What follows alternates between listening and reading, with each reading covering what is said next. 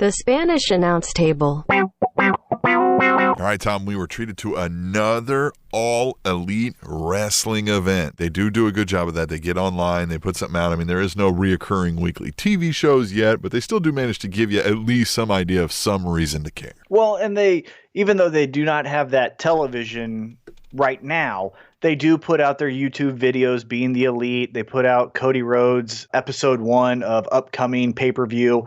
So they do things to get you, at least if you want to, it's out there. The cool thing that I thought was this was a free event that you could watch if you had the Bleacher Report Live app, and signing up was free. It didn't cost any money. You didn't have to put a credit card or anything. You just signed up and you could watch Fyter Fest for free. And I thought that was really cool. What were your initial thoughts?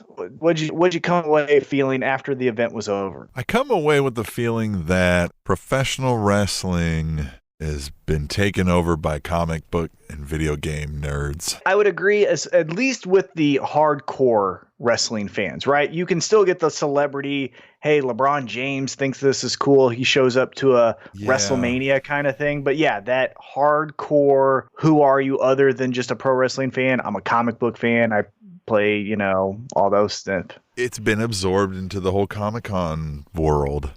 Now, I will say this event was in conjunction with CEO, which is a video game convention. So sure, there were elements of that just by nature because of who they were partnering with. So I'll give the benefit of the doubt for this event specifically that it was, a little bit more nerdy because of that. Yeah, the previous one was less so. That's true. Right. Now, where I come away with my general thoughts is there is a ton to like with All Elite Wrestling. Darby Allin, I think, or Darby Allin, I don't exactly know how to say his last name. He's a psycho. I like him. Joey Janela, I've always seen him from afar, and whenever he went viral with fell 700 feet from a building, I saw that kind of stuff, but I never really saw him wrestle. This was the first time, and he held his own with Jon Moxley, who's considered, a top 10 industry best wrestler. So that was impressive. Guys like Hangman Page, I was invested in. MJF, like I keep saying, every time they have an All Elite Wrestling, he's just the man. I just like him. Cody, I'm buying more and more into what the Cody character is. I still don't understand if this is a babyface or a heel, but I like it. There's that charisma. There's that almost Intercontinental Champion Randy Orton swagger that he has to himself that I really like a lot. There's a ton to like. Now, saying that, there's also a subsection in All Elite Wrestling that I do not like, and we've talked about it almost to nauseam, but I'll give them, again, the benefit of the doubt because it was a video game convention partnering with All Elite Wrestling. But the Young Bucks coming out as the Street Fighters and Kenny Omega coming out as some other video game character, I thought was neat, right? Rey Mysterio dresses up as a superhero for every WrestleMania, so I'm okay with it. Either, though. But where it jumped the shark for me is, again, I think I've just come to the realization that I just don't enjoy watching how Lucha Libre has evolved to, I'm going to hold on to the ropes while you go up to the top and then you do 7 flips and, hit me with it while I wait for you. I don't like that. Yeah. But where it jumped the shark for me is when they threw him into the ring or threw him into the ropes and they did the Hadouken. All 3 of them did the Hadouken and it dropped them. What are we doing now? Because now I can't take you serious.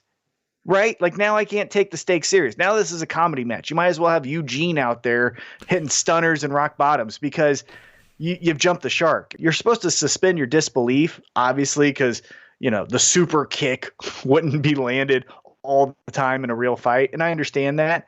But when you're doing Hadoukens and it's dropping people, then I'm just out. I just can't do it. Yeah, I know. And everybody's stretch is different.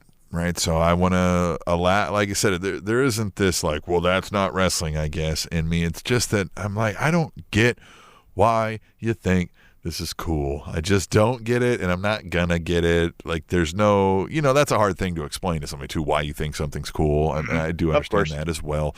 So I don't want to give them too much crap. And them being the comic book nerds, if I'm being, blunt, but I just, it is that much. I can't take you serious now at all. And I know maybe it's not all intended to be taken serious, but if your Young Bucks are your tag team champs, generally that's designed to be taken serious, right? Which obviously this is an AEW, doesn't have tag champs yet, but everywhere Right. they've been the top dogs, right? But if you reduce to this comedy show, I can't take it serious. I can't buy into this is a big stakes. Consequences are on the line when Hadoukens and weird stage moves are being performed. That's where I'm just out. I will say, though, even though Kenny Omega did the Hadouken and that kind of made me check out with that match specifically, I do like that they are building a little bit of a story here with both events. Double or Nothing has Jon Moxley come out. He gives his finisher, the paradigm shift, to which I like the new move, or I like the new name of the move. He gives that to Jericho, and then he beats Kenny Omega's ass, right? I like at the end of this show, Kenny Omega gets his ass kicking in on Moxley as like a thanks for doing what you did to me. Now I'm going to do it to you kind of thing.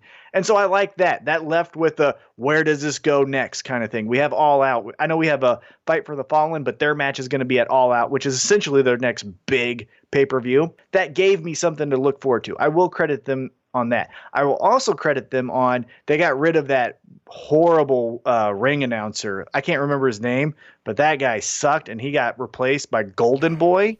Golden Boy wasn't horrible. Definitely better than whatever that Alex guy was. That fat guy that just didn't know anything.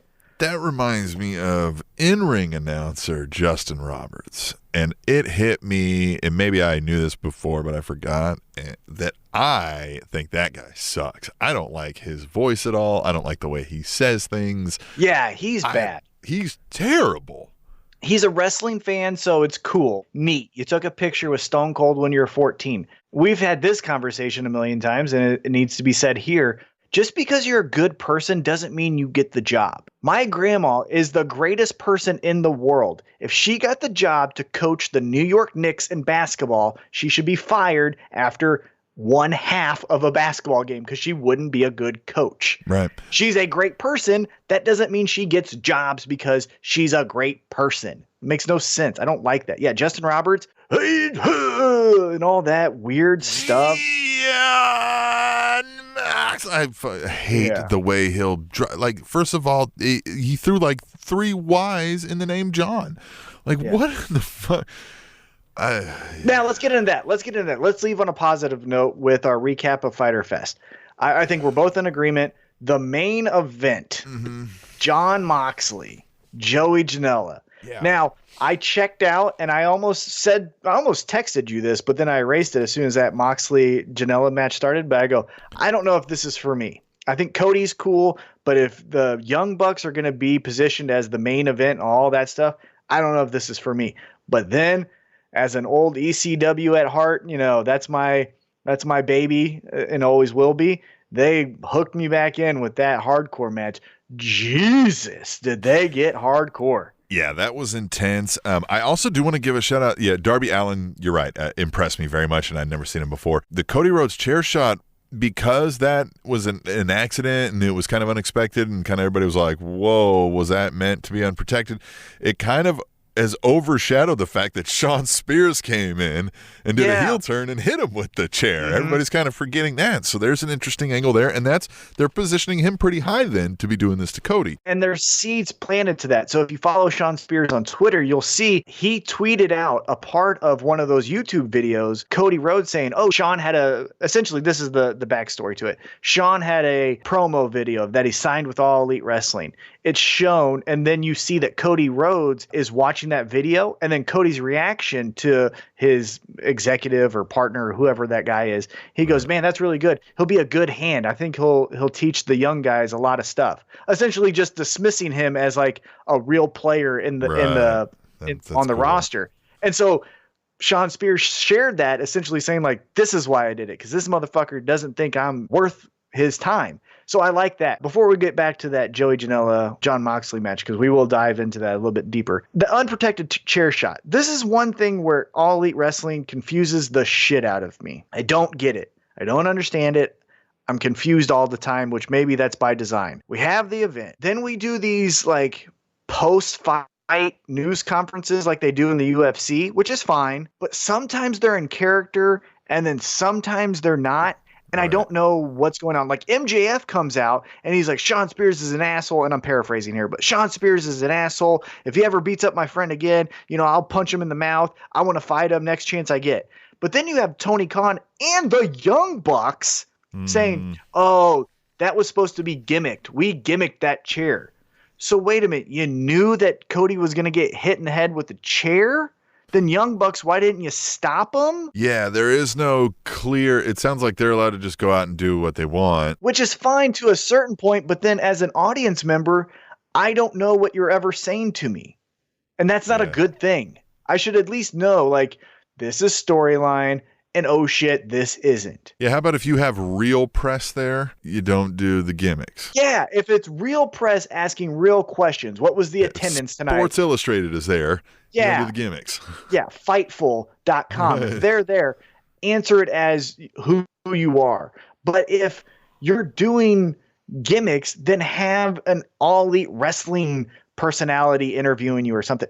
I don't like that at all. I like the post-fight news conferences, but pick something.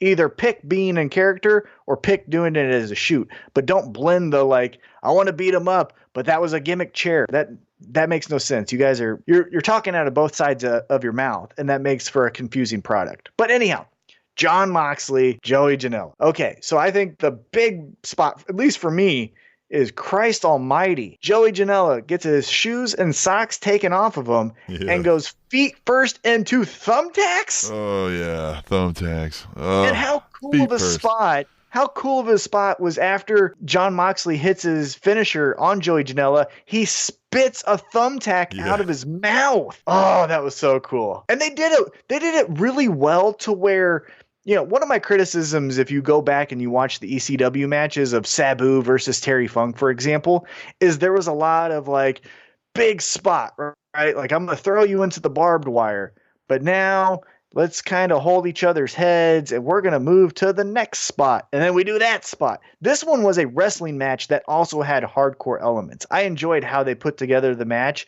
And it wasn't just spot.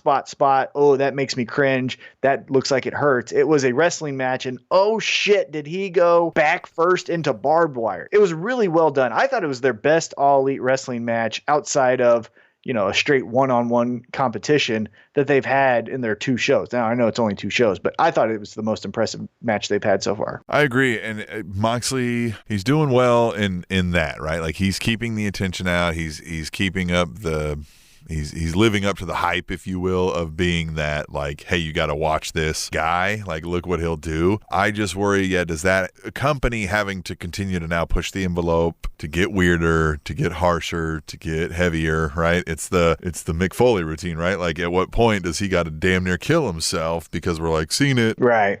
I will say, though, it was a good tone setter. It was a good tone setter, and it was a great first match because it was reestablishing who Jon Moxley was before he went to WWE as this hardcore icon on the indies. And the match story was very simple and something I could understand. It was a little weird, but that's okay. But it was essentially like, I'm crazier than you. Let's prove it. And I like that. Simple. It's a little out in left field. Just 2 guys, playing catch by themselves. But okay. But they're just proving who's the weirder one. And man, did it. And I even liked after the match, Jon Moxley on his Twitter account, they still had blood on their backs and, on their faces, and they're exhausted and beat up and bruised, and they're just sitting next to each other because it was not a blood feud. It wasn't you wronged me in, November. We will fight to the death. Yeah, we'll fight to the death. It was just, I'm crazier than you. No, you're not. Well, then we're going to find out. Let's go prove it right now. Yeah, let's go prove it. In this sanctioned beatdown, right? And so that's what I liked about the match. It was unsanctioned because AEW is like, hey, you motherfuckers are too crazy for us. But it wasn't a blood feud. But again, it got those elements because they're like, no, I'm more insane than you are. And so I thought it was perfect. And again, at the very end, Kenny Omega getting his comeback on Jon Moxley to end the show, as Jon Moxley did that to Kenny Omega previously. Thought that tells a good story going forward. So all around, I'd give it a B. The only downside to me, those Young Bucks, they suck. The Spanish announce table.